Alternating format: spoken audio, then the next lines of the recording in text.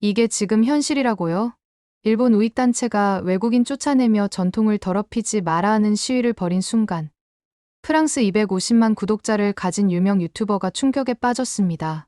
그녀는 더 이상 도쿄에 머물 수 없다며 단 하루 만에 한국행 비행기에 몸을 실었고 그 순간 유럽 전체가 뒤집혔습니다. 과연 한국에서 본 진짜 아시아는 무엇이었을까요? 지금부터 시작합니다. 이 여행이 시작된 바로 그 순간을 아직도 기억해요.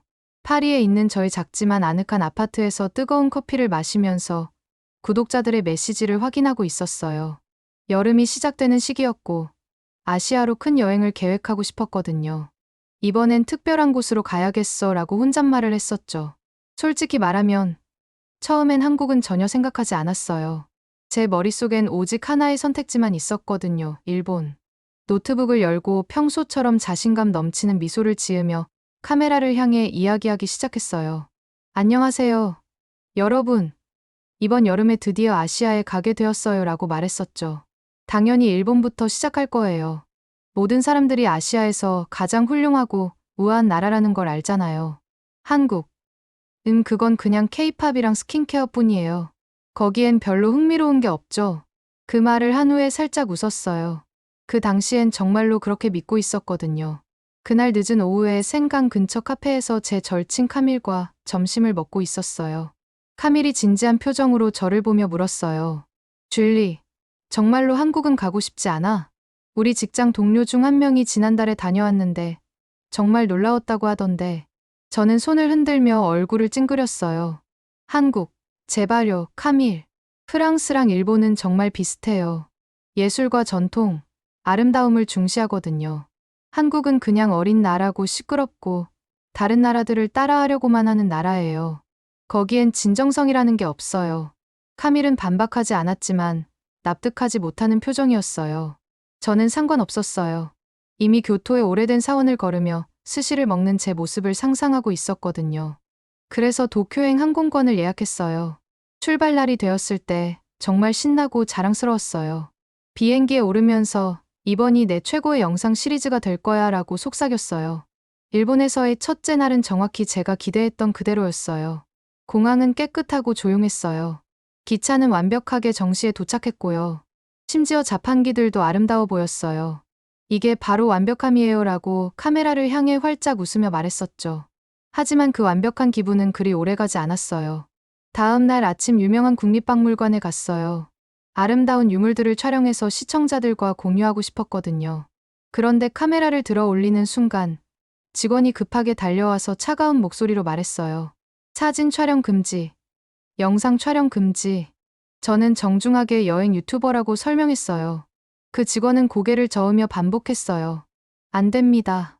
심지어 제가 카메라를 내려놓을 때까지 계속 저를 쳐다보고 있었어요. 기분이 불편했어요. 마치 제가 뭔가 잘못한 것 같은 느낌이었어요. 조금 후에 지하철로 가는 길을 잃어버렸어요. 젊은 남자에게 다가가서 실례합니다. 영어 하실 줄 아세요? 라고 물어봤어요. 그 사람은 충격받은 표정을 지으며 뒤로 물러서더니 노 잉글리시라고 말한 다음 정말로 도망쳐 버렸어요.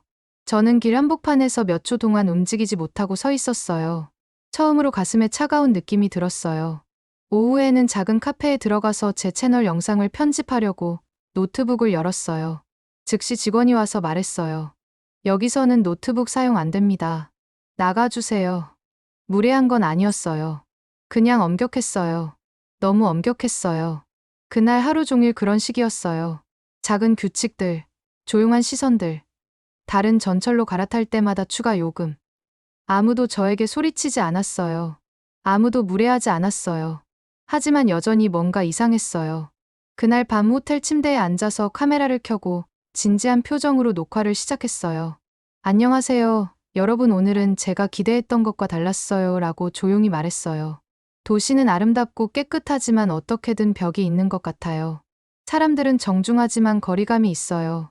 제가 진짜로 환영받지 못하는 것 같은 기분이에요. 영상을 마치고 업로드했어요. 그리고 마음 한구석이 무겁고 작은 느낌을 안고 잠들었어요. 다음 날 아침, 폰을 열었는데 얼어붙었어요. 댓글이 3,000개가 넘게 달려 있었어요. 빠르게 스크롤을 내리면서 화난 팬들이나 비판적인 댓글들을 볼 거라고 생각했어요. 하지만 대신 완전히 다른 걸 봤어요. 줄리, 괜찮아요. 저도 일본에서 같은 기분이었어요. 한국에 가보세요. 완전히 달라요. 한국에서는 외국인들을 가족처럼 대해줘요. 정말 깜짝 놀랄 거예요. 처음엔 웃었어요. 한국, 진짜, 라고 폰을 보며 큰 소리로 말했어요. 하지만 읽으면 읽을수록 더 궁금해졌어요. 똑같은 얘기를 하는 댓글이 수백 개나 되었어요. 모든 사람이 계속 반복해서 말하고 있었어요. 한국을 가봐요. 저희를 믿어보세요. 그날 남은 시간 동안 그 댓글들 생각을 멈출 수가 없었어요. 저녁에는 음식을 거의 건드리지도 못했어요. 호텔 방으로 돌아와서는 거의 1시간 동안 빙빙 돌면서 걸었어요. 만약 그들이 맞다면 어떡하지? 라고 속삭였어요. 말도 안 되는 소리처럼 들렸지만 동시에 이상한 설렘이 느껴졌어요. 어쩌면 한국에는 저를 기다리는 이야기가 있을지도 몰랐어요. 어쩌면 제가 완전히 무시했던 뭔가가 있을지도요. 그날 밤 11시 43분에 다시 노트북을 열고 남은 일본 여행을 취소했어요. 떨리는 손가락으로 서울행편도 항공권을 예약했어요. 비행기는 다음날 아침에 출발하는 거였어요. 잠들기 전에 카메라를 한 번 더 켜고 새로운 메시지를 녹화했어요. 안녕하세요. 여러분 결정을 내렸어요. 내일 한국으로 날아갈 거예요. 무슨 일이 일어날지 모르겠고 솔직히 아직도 조금 무서워요. 하지만 함께 알아봐요. 카메라를 향해 긴장된 미소를 지었어요. 그리고 녹화를 멈추고 어둠 속에 누워 있었어요. 심장이 빠르게 뛰고 있었어요. 이 단순한 결정이 제 인생 전체를 바꿔놓을 거라는 걸 전혀 몰랐어요. 다음 날 아침 긴장되면서도 동시에 신나는 기분으로 일어났어요. 여행 가방은 이미 다 쌌고요. 심장이 빠르게 뛰고 있었어요. 공항으로 향하면서 정말로 일어나는 일이구나라고 혼잣말했어요. 2시간 후에 비행기가 인천국제공항에 도착했어요. 비행기에서 내리는 순간 폰을 꺼냈어요. 켜자마자 작은 메시지가 나타났어요. 무료 와이파이에 연결됨. 비밀번호도 없이 말이에요. 눈을 깜빡였어요. 비밀번호가 없다고? 믿을 수 없다는 듯이 속삭였어요. 프랑스에서는 절대 그런 일이 없었고, 일본에서도 당연히 없었거든요. 출입국 심사구역으로 걸어가고 있는데, 갑자기 뒤에서 부드러운 목소리가 들렸어요. 봉주르, 한국에 오신 것을 환영합니다. 돌아봤어요. 깜짝 놀랐는데, 사람이 아니라 로봇이었어요. 크린 얼굴과 친근한 눈을 가진 귀엽고 하얀 로봇이었어요. 완벽한 프랑스어를 하더라고요. 출입국 심사대를 찾는 걸 도와드릴까요? 정중하게 물었어요. 잠깐 동안 입을 살짝 벌리고 그냥 쳐다보고만 있었어요. 네. 마침내 말했어요. 네. 고마워요. 길을 알려주고 몇 미터 동안 제 옆에서 굴러가다가 정중하게 인사한 후 떠났어요. 솔직히 공상과학 영화 속에 들어온 기분이었어요. 출입국 심사줄은 엄청나게 빨랐어요. 3분도 안 되어서 끝났어요. 미소 짓고 있는 공항 직원이 여권을 돌려주면서 영어로 물었어요. 짐을 호텔로 직접 보내드릴까요? 오늘 배송 가능해요. 짐을 공항에서 호텔로 바로 보낸다고요. 천천히 되물었어요. 네. 당일 배송 서비스를 제공해요. 많은 여행객들이 이용하고 계세요. 할 말을 잃었어요. 그런 서비스는 파리에도 없었거든요. 아, 네. 부탁드려요. 말했어요. 정말 좋겠네요.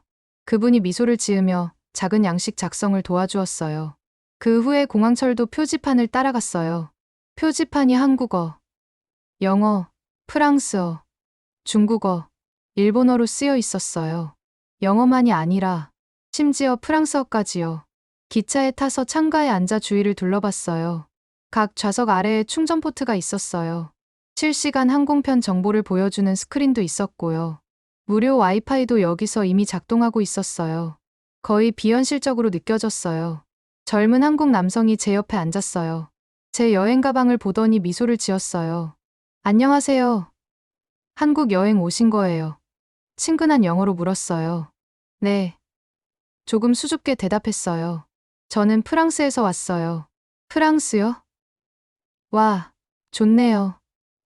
저는 파리를 좋아해요. 말했어요. 한국에 오신 걸 환영해요. 그분의 미소가 너무 따뜻해서 저도 모르게 미소를 지었어요. 그런데 더욱 놀라운 일이 일어났어요. 휴대폰을 꺼내더니 말했어요. 지하철 앱 있어요? 외국인 여행객들에게 정말 유용해요. 설치해 드릴게요. 제가 대답하기도 전에 제 휴대폰의 앱을 다운받아주고 사용법을 알려주었어요. 그리고 작은 수첩을 꺼내서 저를 도와주려고 강남 지역 작은 지도까지 그려주었어요. 모든 식당들이 여기 있고 호텔은 저기 있어요. 친절하게 설명해 주었어요. 제가 내릴 역에 기차가 도착했을 때 손을 흔들며 말했어요. 즐거운 여행 되세요. 그리고 걱정하지 마세요. 한국 사람들은 외국인 도와주는 걸 정말 좋아해요. 기차에서 내려서 계단을 올라가 길로 나왔어요. 그리고 얼어붙었어요. 바로 제 앞에 거대하고 반짝이는 건물들이 있었어요. 하늘에 닿을 듯한 거대한 유리탑들 같았어요. 밝은 전자 스크린들이 곳곳에서 번쩍이고 있었어요. 수백 명의 사람들이 사방으로 걸어가고 있었어요. 하지만 한국인들만이 아니었어요. 전 세계에서 온 사람들이 있었어요. 인도인, 미국인, 중국인, 아프리카인 모두 함께 걸으며 웃고 대화하고 있었어요. 평범한 도시 같지 않았어요. 미래 영화 같았고 2050년의 어떤 장소 같았어요. 몇 초 동안 완전히 말문이 막힌 채 서 있었어요. 이게 정말 한국이야. 속삭였어요. 한동안 후에 배에서 꼬르륵 소리가 나기 시작했어요. 아침부터 아무것도 먹지 않았거든요. 그래서 작은 골목길로 걸어가서 동네 식당을 찾았어요. 단순하고 작아 보였지만 한국 사람들이 많이 먹고 있었어요. 그건 항상 좋은 신호였어요. 깊게 숨을 쉬고 들어갔어요. 카운터 뒤에 아주머니가 밝게 미소 지었어요. 어서 오세요. 들어오세요. 앉아서 메뉴를 봤어요. 조심스럽게 영어로 말했어요. 삼겹살 1인분 주세요. 아주머니가 살짝 웃으며 고개를 저었어요. 그리고 간단한 영어로 말했어요. 최소 2인분이에요. 하지만 걱정하지 마세요. 다 드실 수 있어요. 정말 맛있어요. 윙크하고 가버렸어요. 잠깐 후에 아름답게 썰린 고기 2접시를 가져왔어요. 그리고 그 일이 일어났어요. 다시 돌아와서 큰 쟁반에 작은 접시들이 가득 담긴 걸 제 테이블에 놓았어요. 김치, 콩나물, 버섯, 마늘, 양념 양파, 뜨거운 국. 제 테이블 전체가 갑자기 음식으로 덮였어요. 잠깐, 저는 이걸 주문하지 않았어요. 놀라서 조금 일어나며 말했어요. 아주머니는 단순히 미소를 지으며 한 단어를 말했어요. 서비스. 2번 눈을 깜빡였어요. 서비스? 네. 무료. 한국 서비스. 행복하게 말했어요. 천천히 앉았어요. 모든 접시들을 쳐다봤어요. 프랑스에서는 빵 하나 더 달라고 해도 돈을 내야 해요. 여기서는 테이블 가득 음식을 무료로 주고 있었어요. 식사하는 내내 아주머니가 계속 돌아와서 김치를 더 추가해주고 국물을 더 부어주고 심지어 직접 고기까지 구워주었어요. 어느 순간 호기심을 더 이상 숨길 수 없었어요. 실례합니다. 조용히 물었어요.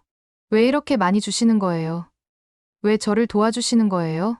아주머니가 따뜻하게 미소를 지으며 가슴에 손을 얹었어요. 당신은 손님이니까요. 말했어요. 그리고 한국에서는 항상 손님을 잘 모셔요. 당신이 여기서 행복했으면 좋겠어요. 입술이 떨렸어요. 가슴에 따뜻하고 부드러운 무언가가 올라왔어요. 그 순간 생각했어요. 어쩌면 내가 이 나라를 잘못 생각했나 봐. 그리고 여행을 시작한 이후 처음으로 마침내 맞는 장소에 있다는 기분이 들었어요. 다음 날 아침 가슴에 이상한 느낌이 들면서 일어났어요. 이번엔 긴장감이 아니었어요. 그냥 호기심이었어요. 호텔 방 안의 공기가 상쾌하게 느껴졌고 얇은 커튼 사이로 햇살이 들어오고 있었어요. 창문을 열어보니 사람들이 이미 커피 잔을 들고 길을 걸어가고 있었어요. 교복을 입은 학생들이 미소 지으며 수다를 떨면서 지나가고 있었어요. 잠깐 그냥 서서 그들을 지켜봤어요. 정말 편안해 보여 자신들의 도시에서 너무 자연스러워 보여 생각했어요. 빨리 옷을 입고 카메라와 폰을 챙긴 후 호텔을 나섰어요. 오늘은 국립중앙박물관에 가보고 싶었어요. 솔직히 조금 걱정됐어요. 파리에서는 몇몇 박물관이 무료이긴 하지만 많은 특별 전시들이 정말 비쌌거든요. 일본에서 제가 갔던 박물관은 거의 20유로나 했는데 사진 촬영조차 허용하지 않았었어요. 그래서 지하철역으로 걸어가면서 계속 같은 생각이 머릿속에서 반복되고 있었어요. 너무 비싸면 어떡하지? 아무것도 이해할 수 없으면 어떡하지? 하지만 그때 어제 식당에서 만난 친절한 아주머니가 생각났어요. 제 접시에 음식을 가득 담아주시며 친구처럼 미소 지어주셨던 모습이요. 어쩌면 이 박물관도 다를지도 몰라. 거기까지 가는데 약 30분 정도 걸렸어요. 박물관 입구로 향하는 긴 길을 걸어가다가 멈춰 서서 쳐다봤어요. 건물이 거대하고 아름다웠어요. 몇몇 박물관들처럼 오래되거나 무섭지 않았어요. 깨끗하고 현대적이며 열려 있었어요. 마치 사람들에게 들어오세요라고 말하는 것 같았어요. 안으로 들어가니 데스크에 있던 여직원이 제가 지금까지 본 것 중 가장 따뜻한 미소로 맞아주었어요. 어서 오세요. 영어로 말했어요. 입장료는 무료예요. 그리고 여기 무료 프랑스어 오디오 가이드가 있어요. 잠깐 얼어붙었어요. 무료요? 정말 잘못 들었다고 생각하면서 조용히 되물었어요. 네, 무료예요. 다시 말하며 이어폰이 달린 작은 기기를 건네주었어요. 완벽한 프랑스어로 덧붙였어요. 즐거운 관람 되세요. 가방을 떨어뜨릴 뻔했어요. 이미 제가 기대했던 것보다 훨씬 더 많았어요. 이어폰을 끼고 안으로 들어갔어요. 그리고 걸음을 멈췄어요. 제 앞에 고대 한국의 모습을 3D로 보여주는 거대한 스크린들이 있었어요. 전통 옷을 입은 사람들이 논에서 벼를 심고 있었고, 다른 사람들은 궁궐에서 시를 쓰고 있었어요. 오디오 가이드가 차분하고 아름다운 목소리로 프랑스어로 이야기를 들려주었어요. 그냥 물건들을 보여주는 게 아니야. 속삭였어요. 이야기를 들려주고 있어. 한 홀에서 다른 홀로 천천히 걸어갔어요. 몇 미터마다 거대한 디지털 태블릿이 있었어요.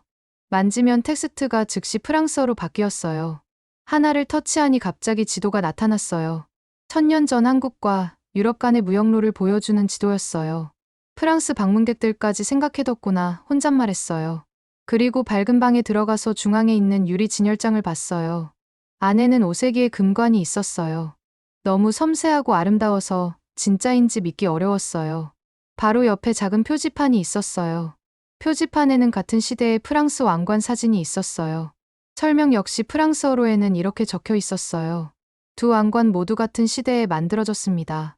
둘 다 왕을 위해 만들어졌습니다. 하지만 한국 왕관은 하늘과 땅의 연결을 보여주기 위해 자연 디자인을 사용했습니다. 잠깐 동안 박물관이 직접 저에게 말하고 있는 기분이 들었어요. 보세요. 당신의 문화와 우리 문화가 그렇게 다르지 않아요. 그 왕관 앞에서 거의 10분 동안 서 있었어요. 아무도 저에게 들려준 적 없는 비밀을 발견하는 기분이었어요. 그리고 디지털 체험관이라고 불리는 다른 홀로 걸어갔어요. 처음엔 어두웠어요. 그런데 갑자기 와 부드러운 조명이 켜졌어요. 한국 궁궐들이 벽에 나타났어요. 마치 완전히 다른 세상으로 들어온 것 같았어요. 나무들이 분홍색 벚꽃으로 가득했어요. 푸른 논으로 덮인 산들이 멀리까지 펼쳐져 있었어요. 전통 한국 음악이 숨겨진 스피커에서 부드럽게 흘러나오기 시작했어요. 한 걸음 앞으로 나가니 벚꽃잎들이 제 앞에서 천천히 떨어지기 시작했어요. 손을 내밀었는데 그냥 스크린이라는 걸 알면서도 거의 만질 수 있을 것 같았어요. 이건 타임머신 같아. 속삭였어요. 하지만 꿈 같기도 해. 떠나고 싶지 않았지만 다음 표지판에 무료 한복 체험 이쪽으로라고 적혀 있었어요. 그래서 따라갔어요. 2명의 젊은 박물관 직원이 밝은 미소로 맞아주었어요. 한복을 입어보시겠어요? 영어로 물었어요. 긴장하면서 고개를 끄덕였어요. 분홍색과 파란색 드레스를 고르는 걸 도와주고 조심스럽게 허리에 리본을 메어주었어요. 심지어 제 머리도 정리해주고 귀 위에 작은 꽃핀까지 꽂아주었어요. 다 됐어요. 말하며 거울 앞으로 안내해주었어요. 손으로 입을 가렸어요. 와, 공주 같아 보여요. 생각도 안 하고 말했어요. 직원들이 살짝 웃었어요. 네. 정말 아름다워요. 거기 서 있는데 다른 방문객들이 지나갔어요. 두 여학생이 영어로 말했어요. 정말 멋져요. 그리고 바로 뒤에서 한국 할머니 한 분이 천천히 제게 다가오셨어요. 제 얼굴을 직접 보시며 부드러운 프랑스어로 말씀하셨어요. 정말 아름답구나. 얘야. 내가 한국에 와줘서 우리가 행복해. 말을 할 수 없었어요. 갑자기 마음이 가득 끓이고 뜨겁고 동시에 무거워졌어요. 누군가가 팔을 쓰지 않고 저를 안아준 것 같았어요. 그 순간 정말로 뭔가를 이해했어요. 한국은 그냥 현대적인 게 아니야. 한국은 친절한 거야. 자신들의 문화를 보여주기만 하는 게 아니라 문화를 나눠주는 거야. 우리를 보세요라고 말하는 게 아니라 우리와 함께 하세요라고 말하는 거야. 밖으로 나가서 나무 아래 벤치에 앉았어요. 바람이 부드럽고 따뜻했어요. 폰을 꺼내서 소셜미디어 앱을 열었어요. 글을 쓰면서 손가락이 조금 떨렸어요. 한국에 대해 잘못 생각했어요. 이 나라는 외국인들을 두 팔 벌려 환영해줘요. 기술도, 역사도, 심지어 음식까지 나눠줘요. 이게 진짜 선진국의 모습이에요. 개시를 눌렀어요. 그리고 몇 초 안에 폰이 진동하기 시작했어요. 좋아요, 좋아요, 좋아요. 댓글, 댓글. 이제 한국에 가고 싶어요. 한국이 놀라워 보여요. 그 나라에 대한 제 생각을 바꿔주셨어요. 5분 후에 프랑스 신문사에서 이메일이 왔어요.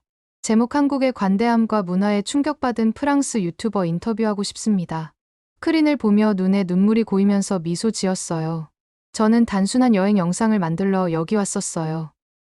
대신에 마음을 열어준 나라를 찾았어요. 그리고 그 순간 알았어요. 제 인생은 절대 예전과 같지 않을 거라는 걸. 여행의 마지막 날이었지만 전혀 끝나는 기분이 들지 않았어요. 서울의 한강을 향해 걸어가는 동안 해가 천천히 지고 있었어요. 하늘이 부드러운 오렌지색으로 변하고 있었고 빛이 물 위에 금처럼 반짝이고 있었어요. 조용한 벤치를 찾아서 앉았어요. 제 앞에서는 가족들이 잔디밭에서 피크닉을 하고 있었어요. 작은 아이들이 웃으며 서로 쫓아다니고 있었어요. 젊은 커플이 나무 아래에서 치킨을 먹고 있었어요. 관광객들이 강변 길을 걸으며 석양 사진을 찍고 있었어요.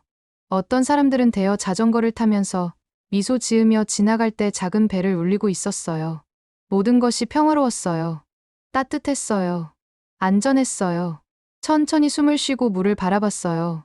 잔잔한 마음처럼 부드럽게 흐르고 있었어요. 그리고 갑자기 옛날의 저가 머릿속에 떠올랐어요. 한국은 별로 흥미롭지 않아. 아마 지루할 거야. 이 여행을 시작하기 전에 제가 했던 말이었어요. 이 나라에 대해 아무것도 모르면서 무시했었어요. 그냥 케이팝과 화장품이라고 생각했었어요. 시끄럽고 가짜 같고 영혼이 없다고 생각했었어요.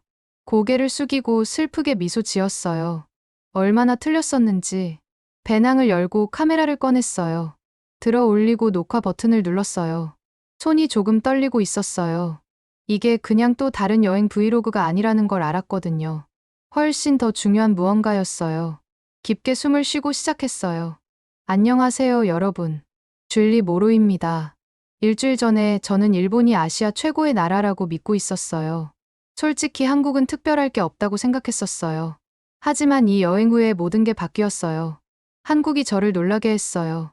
한국이 저에게 영감을 주었어요. 한국이 제 마음을 열어주었어요. 여기서는 사람들이 그냥 자신들의 나라를 보여주지 않아요. 당신과 나눠줘요. 무료 와이파이, 무료 박물관, 무료 음식 리필을 주고 무엇보다도 따뜻한 마음을 줘요. 제 나라 프랑스에서는 항상 자유, 평등, 박애에 대해 이야기해요. 하지만 여기 한국에서는 실제로 매일 그 가치들을 살아가고 있는 사람들을 봤어요. 여기서는 낯선 사람들이 부탁하지도 않았는데 외국인을 도와줘요. 여기서는 얼마나 많은 돈을 가졌든 상관없이 박물관이 모든 사람에게 열려 있어요. 여기서는 작은 식당에서도 계속해서 음식을 더 줘요. 단순히 당신이 환영받는 기분을 느끼길 원하기 때문이에요. 이제 정말 중요한 걸 이해했어요. 부자이거나 유명한 것이 나라를 위대하게 만드는 게 아니에요. 가진 것을 다른 사람들과 나누는 것, 모르는 사람들을 돌보는 것, 자신의 문화를 세상에 열어주는 것, 그게 나라를 위대하게 만드는 거예요. 그래서 저는 한국이 우리 시대의 진정한 선진국이라고 믿어요. 잠깐 멈추고 주위를 둘러봤어요. 작은 남자아이가 할아버지 손을 잡고 아이스크림을 먹고 있었어요. 10대 여학생들이 셀카를 찍으며 크게 웃고 있었어요. 바람이 부드럽고 시원했어요. 카메라를 향해 다시 미소 지으며 메시지를 마무리했어요. 그래서 이 영상을 보시면서 다음 여행지를 어디로 할지 고민하고 계신다면 한국에 와보시길 바라요. 아름다운 장소들을 보기 위해서만이 아니라 친절함, 관대함, 그리고 희망을 느끼기 위해서요. 한국, 저에게 보여준 모든 것에 감사해요. 절대 잊지 않을 거예요. 그리고 약속해요. 다시 돌아올게요. 카메라를 끄고 길게 숨을 내쉬었어요. 잠깐 동안 그냥 앉아서 황금빛 속에서 움직이는 물을 바라봤어요. 작은 바람이 제 얼굴을 부드러운 손처럼 스쳤어요. 그리고 마음 깊은 곳에서 한 가지를 분명히 알았어요. 이게 한국과 나의 이야기의 끝이 아니야. 이건 시작일 뿐이야. 천천히 일어나서 강을 마지막으로 한번 바라보고 거의 약속처럼 부드럽게 속삭였어요. 오 르부아르. 한국 굿바이가 아니야. 그리고 그렇게 마음에 새로운 이야기를 담고 도시로 돌아갔어요. 오늘의 사연은 여기까지입니다. 앞으로도 감동적인 이야기로 찾아올게요. 구독과 좋아요, 알림 설정 꼭 부탁드립니다. 다음 이야기도 많이 기대해 주세요. 오늘도 시청해 주셔서 감사합니다.